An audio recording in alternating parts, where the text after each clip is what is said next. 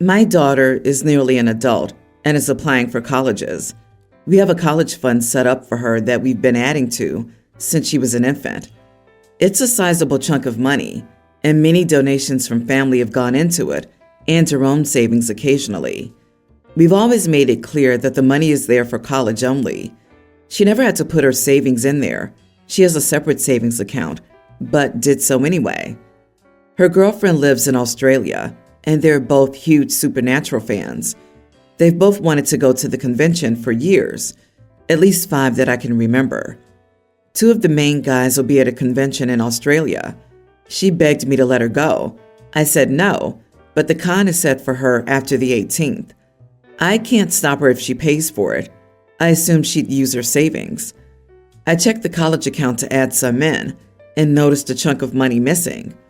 I spoke to my daughter about it, and she admitted using the money to pay for the convention.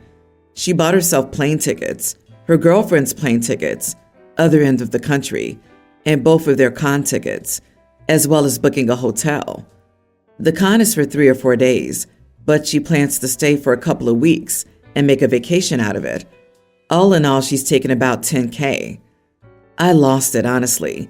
I demanded she cancel, which fell on deaf ears. I tried to cancel for her, but she won't be refunded everything, so I'm hesitant. She's insisting that it's her money and she can do what she likes with it. She claims she still has enough for college, and this is a once-in-a-lifetime experience. I believe this has shown her extreme immaturity and inability to manage her future and money. I'm so furious that she would go and do this. I told her that she could say goodbye to the rest of her college fund and have locked the account. I'm now the only person with access. She said she'll pay it back, but it seems unlikely.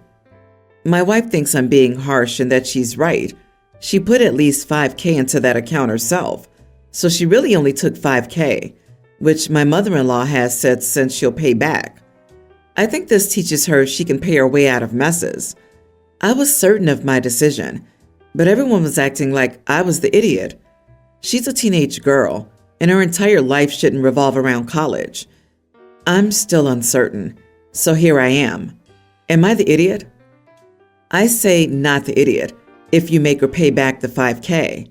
I don't think she should have had access to withdraw from the funds in the first place, but I guess it was set up in her name and could be withdrawn from at 18. The money was set aside for school, not just for whatever she wanted. I think the rest should stay for school. She's only lost the privilege of unrestricted access to the account. Also, make her pay back any tax penalties that may be incurred due to the funds not being used for college, if this is a proper 529 and not a general savings account. I can't help but note that you, the responsible adult, didn't set up the account with the withdrawal protections you could have. You should have been wise enough to know that a team with free access to that pile of cash shouldn't have access to it without any limits. That in no way excuses your daughter, but it does mean that you should have had more foresight into the folly teens can do. This is the way to go. Never trust kids with the money for college. Pay for it yourself. True story. My brother-in-law pretended he was going to college for almost 3 years and spent the money God knows where. It must have been about 10,000 euros. His mom works in Italy and sent the money from there. So instead of any repayment schedule where she puts the money back into the fund, you'll just screw over her future by withholding all of her college funds? You'll show her who's boss by making her take out student loans that burden and drain her for the next 30 years, even though it's completely unnecessary. And that's only if your draconian response doesn't push her to forego college entirely. Is that good fathering? You're teaching her that there's no point in trying to make good on anything she might have done wrong. After all, there's a perfectly reasonable way out of this, and you're going nuclear for no good reason. You are the idiot, dude. You're being way too unreasonably harsh. But if you want to be one of those parents who end up posting "woe is me" on forums for parents whose children went no contact the moment they left, you're doing great. I, 21 male, have a girlfriend, 25 female. We've been together for 9 months, and the relationship is great. I'm a very chivalrous person, opening doors, walking by the road, giving her my jacket when she's cold, taking her out on dates and such. Recently, I've noticed that she's picked up the habit of intentionally leaving her jacket behind and asking for mine, and not packing ballet flats when we go out. Because of this, I always give her my jacket and shoes when we go out, so I'm cold and barefooted. I would have been carrying her instead, but I have back issues, and putting any form of pressure on my back is not advised. I asked why she stopped bringing those along, and she said she can't find her ballet flats, and she keeps on forgetting her jacket. To avoid this happening again, I bought her a new pair of flats and keep them in my car. It's been raining the past few days, so the weather's been colder than usual. 2 days ago, we went on a date again, and before we left, I reminded her several times to pick up a jacket in case it started raining. Just as we were about to leave, I asked her one more time to pick a jacket, and she said she had it in the car. Fast forward to our date, we were taking a walk when she said her heels were hurting her feet, and she was feeling cold, so she wanted my jacket and shoes. Mind you, it rained a bit while we were on our date, so the grass was wet and muddy. I told her to wait for me on a bench, so I quickly grabbed her shoes and jacket from the car. She was hesitant and insisted she wanted mine, but I told her that hers was in a car, so I'll just grab it so we can both be comfortable. Turns out she had no jacket in the car. I was obviously annoyed at this point, so I called her to come to the car and that we were going home. She was mad at me and said that I was petty for ending a date because of a common jacket. I told her that wasn't the issue, that it was the fact that she had lied about picking up a jacket. Yes, I would have been frustrated if it was a mistake again, but when I realized she did it on purpose, I refused to give in. So, am I the idiot? Not the idiot. It's not just about a jacket and shoes. It's more than that. Selfishness and a lack of care for you, not a good basis for the relationship. If it was a one-time thing, fine, but she actually plans for you to be cold, barefoot, and uncomfortable for her precious convenience. Dump this uncaring brat. Agree. She needs to grow the heck up. A jacket is one thing, on occasion, not all the time, but expecting you to go barefoot so she can wear your shoes because she's either too lazy or manipulative to bring a backup is revolting. She gets off on you sacrificing for her, and it's some pathetic childish high school behavior. Find a girlfriend who has enough sense to bring her own jacket when it's cold, or appropriate shoes for certain occasions, and get rid of this childish woman. My sister is 18, and I'm 26. She's in college and moved out of our parents' house in June. Since then, my sister's gotten a bunch of tattoos. I'm cool with that, but she knows our parents are not, and she decided she was going to flaunt them all at my wedding for the first time, knowing our parents would react badly to them. She didn't stop there, though. She went up to a few anti-tattoo family members and was gloating about getting them too. It ended up in a fight between her, our parents, and a few extended family members. My sister was smirking the whole time. She was so glad she couldn't get under our parents' skin. She never told me a thing about it either. The fighting was so distracting, and she approached me at one point during the reception and asked me why I wasn't standing up for her and talking to her. I was mad. I admit, I was angry. She could have shown them the day before the wedding and let everyone get it out, but she wanted to make sure more people saw and made a bigger scene over it. I kicked several members of the family out of the wedding because they couldn't behave, and I pretty much ignored my sister. She realized this a few days ago and started texting me, asking why I wasn't texting her and why I was being so weird. I ignored her text because I wasn't ready to talk, but she decided to show up Sunday at my house and ask me why. She told me I was treating her like she did something wrong. I told her she did. She knew our family would react badly, and she used my wedding day to have that fight. I told her she had so much time to tell them and let things happen, but she waited so she could take so much attention away from my husband and me on our wedding day. I said the fighting was distracting for so many people. The tension was palpable, and she knew what she was doing. I told her she made me regret inviting any of them, and that included her. She told me I should be mad at our family, not her, that they were always the ones who did the wrong thing. She brought up how once she was born, I was brushed aside, and how it wasn't her fault, but it showed why I should only be mad at our family. I told her she didn't get to draw so much attention to herself intentionally and expect me to be okay with it when it was supposed to be my wedding. You know, one of the happiest days for a couple. She started yelling, telling me I was punishing and blaming her unfairly, and she thought I understood our parents sucked, etc. She sent me several texts yesterday saying I was unfair to her. Am I the idiot? Don't wear white dresses to a wedding. Don't propose at a wedding. Don't make a pregnancy announcement at a wedding. Don't come out at a wedding. Don't bring your dog to a wedding. Don't do anything to take attention away from the bride and groom, or bride and bride. It's their day, not yours. Not the idiot. Your sister was the only person you needed to kick out of the wedding. She started all the unnecessary drama. But what if my dog is invited and I'm the plus one? Imagine getting tattoos with the purpose of making your family angry. She knew exactly what she was doing and how it would play out. It doesn't excuse the behavior of the family members, but she's 100% the idiot. She chose to antagonize family on purpose at your wedding. Actions have consequences. It's not my fault they gave me more attention when I was born. Be mad at them only, even though I pulled a major attention-seeking stunt at your wedding. OP, your sister is spoiled and rebellious and all about herself.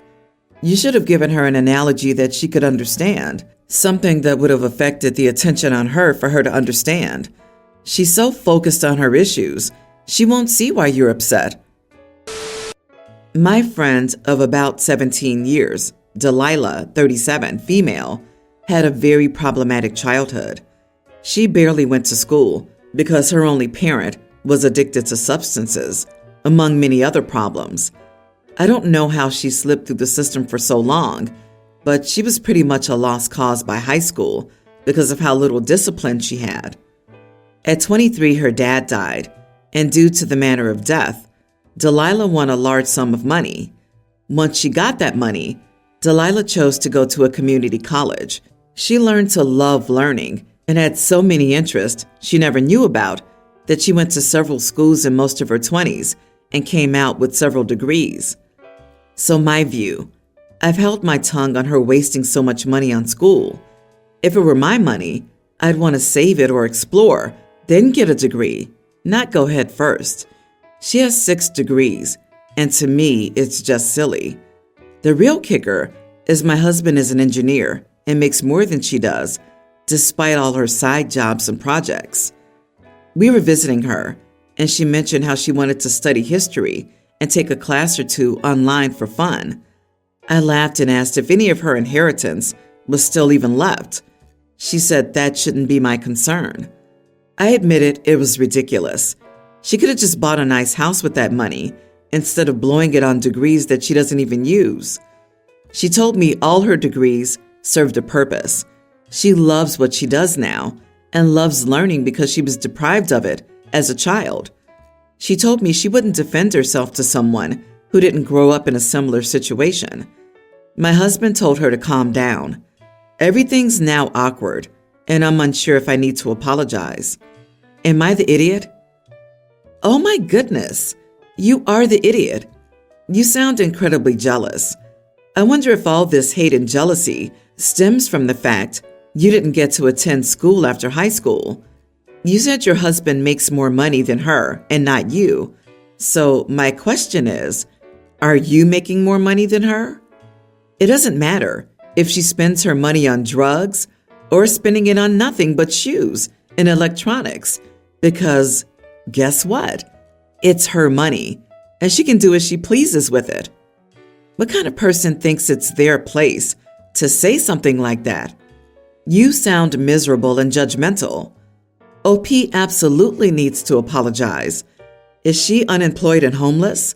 No, she's living life the way she wants, paying the bills and learning the things she wants to learn. It sounds like she's had an awesome life and is making the most of her money in the way that's best for her. You're not her. People have different priorities. Do better. You're failing as a friend. I love how OP mentions her husband's degree and salary, but not her own. She's trying to claim her husband's success as her own. I guess hers isn't much to envy, so she's jealous that her friend got to do what she wanted with her life. You and your husband deserve each other. I can't imagine how insufferable you both are if he told her to calm down after explaining why she's loved her life and finds enjoyment from, gasp, education. You are the idiot, and God have mercy on your petty soul. Guys, this is not 1 degree, or 2, or 3. It's 6.